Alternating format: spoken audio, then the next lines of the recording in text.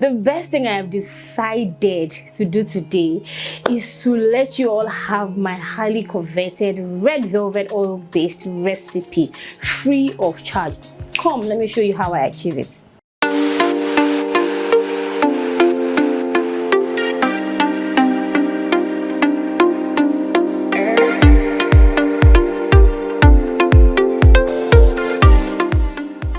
So guys, we're going to be going straight into the video now, and we're going to be learning how to bake up the best red velvet cake recipe ever. This is an oil-based recipe, and I have everything all pre-measured. This recipe I'm going to be giving you is going to be serving 2 8-inch square-shaped pans conveniently.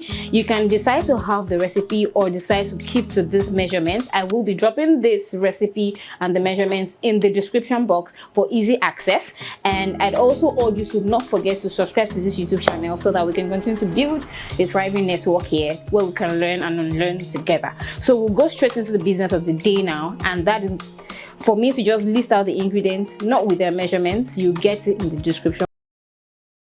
We're going to be working with granulated sugar here. We're going to be working with room temperature eggs here. We're going to be working with buttermilk.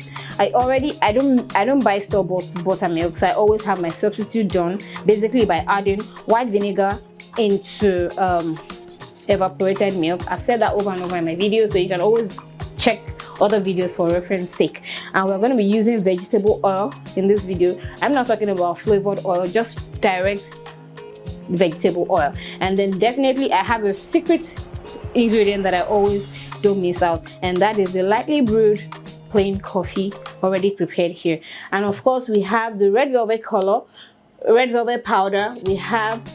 There's this special recipe I have here, which is basically some color and some water and some other ingredients, and it always serves as the base for the red velvet cake to give it that good color and to ensure that it doesn't have brown patches once it's well baked together.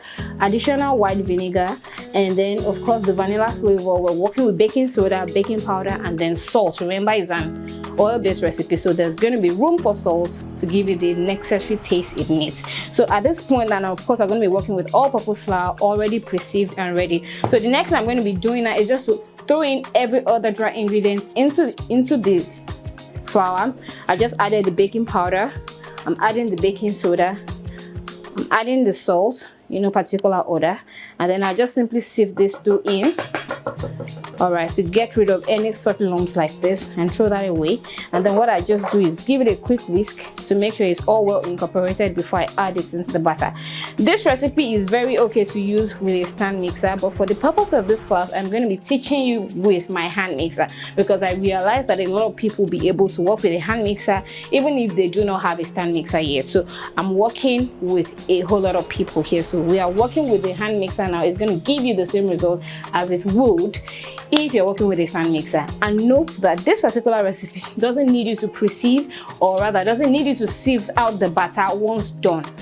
Be rest assured that once you follow the steps according to how I teach it, you wouldn't have any lumps that you'd be scared of having left as a deposit in your cake batter. Because I personally feel like when you sift out the batter, it aerates it and some components might reduce, and I personally want everything in their original form. So it's a basic process of going in with the wet ingredients first and then going in with the dry ingredients at the end. I don't alternate milk. And the next thing I'm going to be doing now, guys, is I will be adding the powder, the red velvet powder, into the buttermilk. And the reason for that is I could choose to add it to the flour, but I'd add it into the milk, and that is because I want it to be activated with the liquid, so that at the point when I'm pouring it into the batter, the color is already getting well defined, as against if I had to add it to the dry ingredients. So what I'm going to do now, I'm going to take a few minutes to get this well combined in to make sure it is lump free. It's going to take a few minutes, but that's what it is. So I just deliberately didn't do this behind camera because I wanted you to see the exact way I achieve it, so I don't hold back anything. So I think we're fine now. The color is already activated, and then I would go ahead to start up with the mixing process. So I go in with the sugar, the granulated sugar, all at once, going with that. Go in with the vegetable oil, all in one single stretch. Okay, I remember to get my palette knife. So, and then at this point you're going to first incorporate the sugar and the vegetable oil together for a few seconds before you go ahead to add up the eggs. So we have that coming on.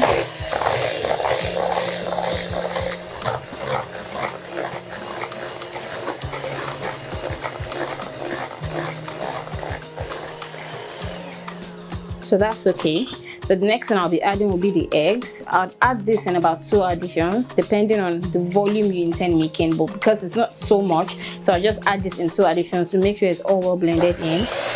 And I go in with the first addition. Just let it blend in briefly. And then just before it's all blended in, you add up the second addition into it. Alright, something like this. That's it. So at this point now, I'm going to be going in with the vanilla flavor. The vanilla flavor is the flavor that's going to enhance the cake. So I'm going in with the vanilla flavor in one single stretch. And then I just mix that in very briefly as well. Next I'm going in with is the red velvet color base. This goes in a single stretch as well. Alright. And then I blend this in. So at this point,